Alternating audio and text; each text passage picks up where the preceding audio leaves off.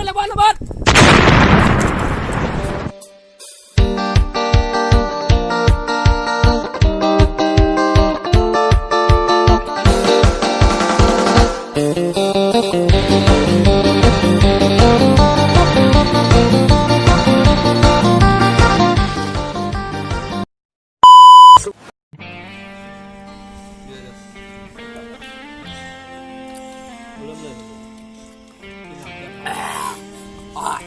เสียวชื่อ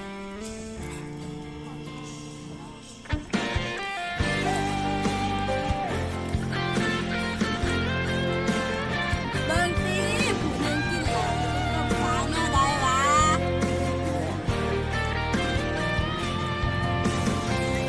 เอาทีเดียวอยู่เลย。这么多年的兄弟，有谁比我更了解你？太多太多不容易，磨平了岁月和脾气。时间转眼就过去，我身后不散的缘情，是因为我们还在，心留在原地。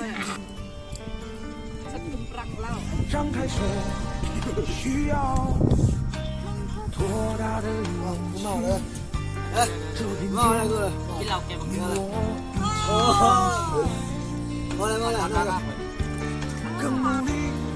只为了我们想要的明天。好好的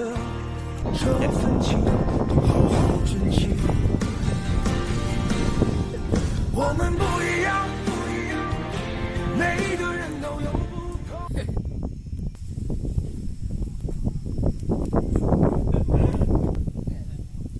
เฮ้ยพวกนั้นนี่วะเฮ้ยมึงเจอปะกูน เคยเห็นหรอ บ่นะ เคยวะ ได้วะ ลูกไพ่วะตายเลย พูดพี่บาปจ้ะ มาเลยกินเหล้าเลย จะไปเจอป่ะตอนไหนฮะไปเจอป่ะ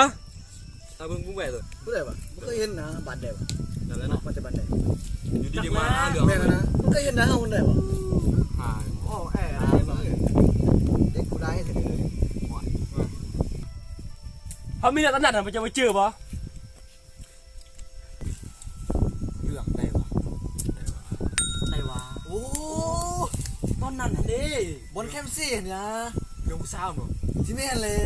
ปักนานคุ้นๆเลยปักนาน คือเลย ไม่เคยเห็นเท่าว้าเนาะ เจ็บเลย ใส่หัว ก็คือกูเศร้าของ มัน พี่ เห็ วะ ดมันเห็ดกูเจ็บเลยแต่ก่อนมาเห็ดยังแถวนี้ยังมีเรื่องมาเอาคืนวะตัวนั้น นี่นะเอาเปล่า เจ้าวะ เย็น เมื่อดีฟ้องขึ้นเลย นั่งกันบ่เอาบ่แกเซ่บ่ เอาแล้วนะมือได้ มองเก้ารถ เงามือได้มองเก่ามือแรงเลย ไป ไปแล้วนะเฮ้ยพร้อมปะ นะ พร้อมกันทีเดียวกันมั้ง ตัวไล่เหรอไปครับไป ขออยากเห็นกันนะเด็กใหม่นะเด็กหัวเกลียวขาดเลยเก่าถามเรื่องต้องเมื่อสีขาเลย ยังกินกับเปียกเลยจ้ะ ขัดเอาคืน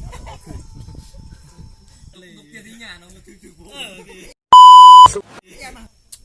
จะได้เซียวเรายังเลยวะเด้ซ้ำตัวครับไป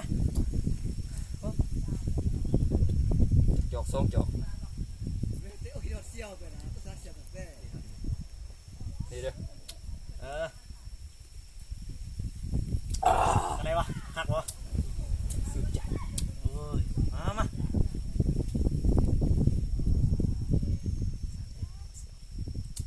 เด้อนั่งสิขี่รอเสียวเว้ยเดี๋ยวตัวห้าบ่วะตัวห้ามันก่อนตัวห้ามาเสียวเหรอ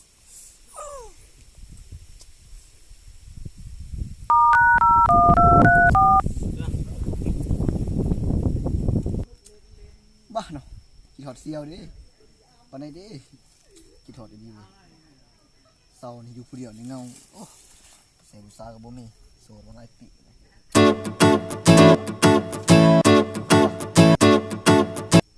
ว้ายเสียตัวนี่ฮัลโหล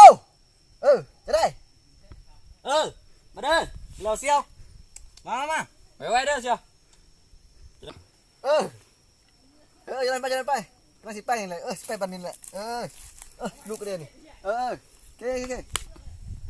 ท่านนี่แหละเลิกกันทีนี้แหละบักฮาเนี่ยบอกเลิกกันหาว่าสั่นกินเหรอว่าเลิกกันจะได้บ่นี่ไม่เห็นยามันก็มันจะลดก่อนไอ้มันเยี่ยมแต่งตัวหล่อๆแล้วสบายโอ้ยเห็นเนาะ อันใดมันสิมาวะถาโดนได้จะได้มันสิหมดก่อนเว้ยเสียห้องมาซะโอ้ยพยายามเสียวโอ้หอนเต็มแล้วก็เสียวอยู่บ่ได้เสียวอยู่เพื่อนบ่เฮ้ยมาเชียวย่างเข้ากันสบายดีเสียวมาเห็นหนาเป็นตายกันสบายดีนั่งนี่มาดิเสียวน้องแสบนะเราย่าปลาปีกเฮากันย่างอยู่ยังหวานอยู่คือเก่ายังหวานนี่คือเก่าก่อนเราอุกใจอยู่เพื่อนผู้เดียวนี่เงาก็พอเงาเรากินกันบ่มีกินเสียวอยากแห้งแล้วบ่เดินไปหนากันเนาะเด้อก็ได้เสียวคักบ่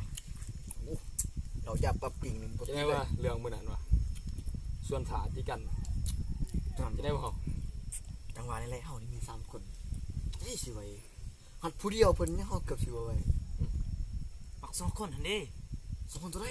โอ้บ่กินแล้วน้ำมันบ่เพราะนั้นอยากพ่อแม่นะบรรยากาศแบบตอนนี้เขาสู้3คนเขาเด็กเป็นยังวะเขาเลยเหรอวะเนาะไปสู้เลยมันว่ามื้อแรกเนี่ยมื้อมาวันที่11ก็มื้อนี้นี่แหละจังหน่อยนี่นะมันส่วนถ่ายเข้ม4ไปเข้ม4ไปสิได้เกี่ยมนั่นแซ่เฮาเกี่ยมเลยไปเอาเข้าเลยไปเฮาโอ้เลิกลายาปะปีฮอนซึมๆแน่นี่ยันสิเข้าคออยู่เนาะตายโลดหมอตายแล้วอยู่ไหนวะบักห่าอย่างนี้ลืมโทรศัพท์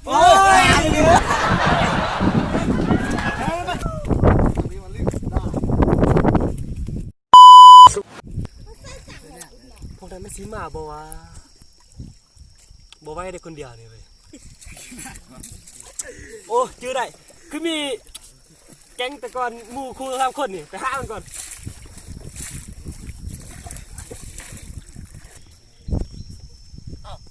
เสียวจะได้เสียวโอ้ยกูมีเรื่องดันหอนได้เสียวมีปัญหาอย่างมาหากูเว้ยมีนักเลงกลุ่มหนึ่งนะมากวนเขาแล้วมีมูมีคู่นี่บอกได้วะโอ้ยผมมีเรื่องกับกูแต่ก่อนแล้วโอ้ประชามึงมาช่วยนี่บอกหนาแหลมๆเหรอบ่คนนั้นแหละโอ้บักห่านะเว้ยมึงเคยเห็นหนาวมันเคยมีเรื่องกับเด็กกูตอนดีแล้วไปช่วยกูได้เสียวไปอันกูนัดมันอยู่แคมป์เซ่นะบอลตีกันแต่ก่อนนี่นะแถวนี้บ่เสียแถวนี้แหละมึงเคยหูมึงบ่เคยโอ้แกงหัวเกือบขาดบ่พวกนั้นแหละแกงหัวเกือบขาดนั่นแหละไปถามอยู่แคมป์เซ่บอลไปเท่าไ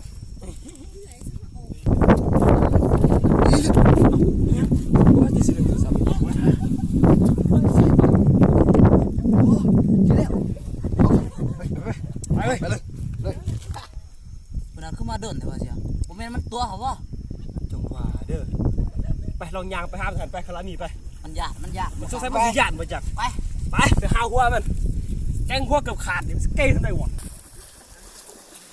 มึงเท่าไหร่วะมันบอกว่าเทลนี่วะมึงบอกกล้ามาไปจากเลยบอกกล้าจักมึงฟังเสียงเขาทีมงานยังยากเลยนะ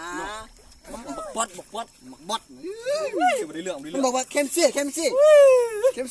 นี่มาเห็นหดหนาเบื่อเด้บอกกินเห็น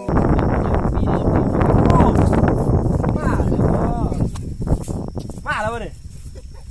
จังไรนะคนเดียวเบิ่งนี่เลยมาคนเดียวนี่จิตตีกับทางเสียงเกือบมีกับพ่อนะซื่อนี่นะคนเดียวนี้กระจอกเดียวคนเดียวใครก็ได้แบบแน่นะมีเด็กครับเฮ้ย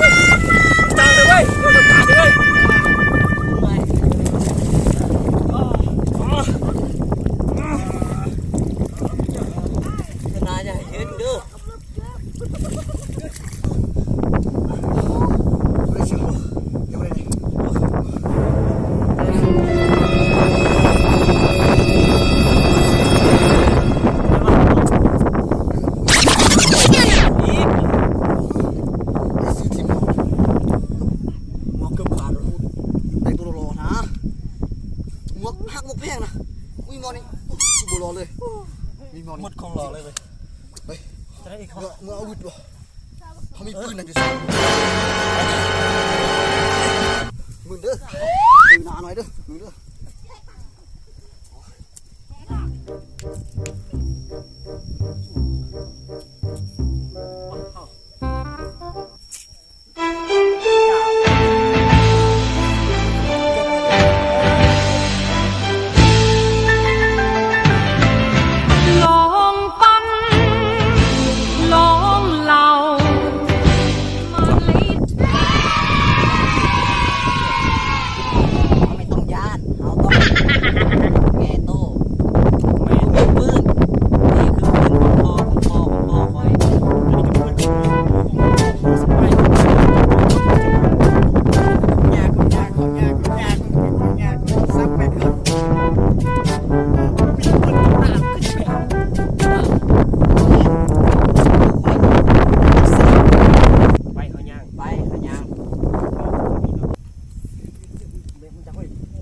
เฮ้ยเดี๋ยวมาด้วยเฮ้ย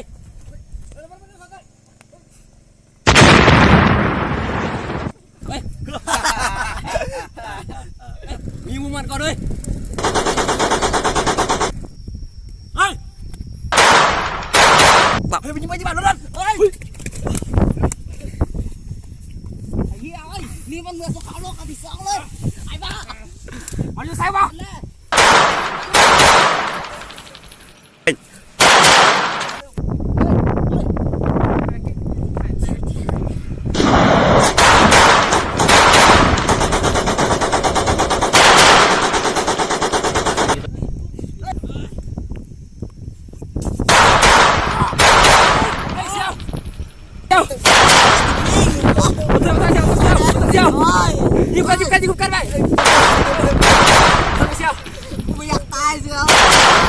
เสียเด้อ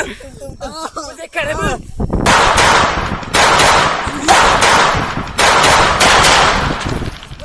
เก็บเลยผู้นี้เว้ยยิงถือแล้วไหนวะยิงต่อ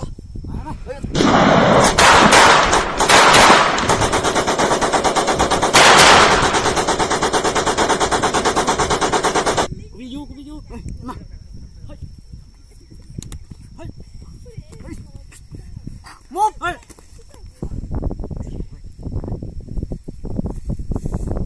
ระเบิดระเบิด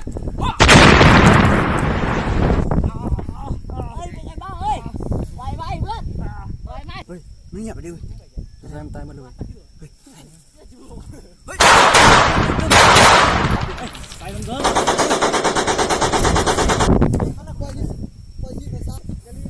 เฮ้ย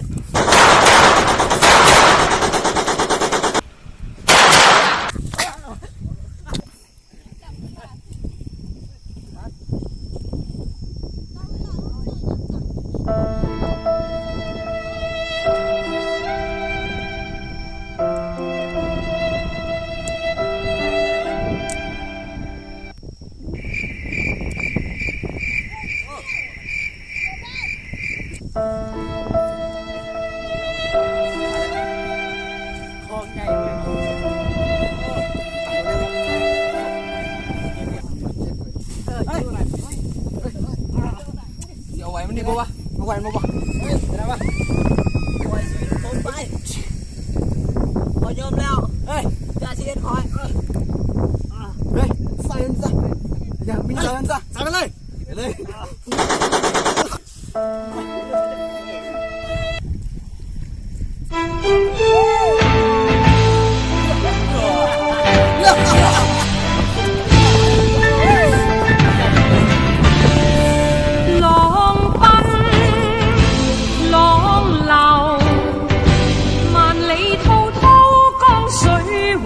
不休，淘盡了世間事。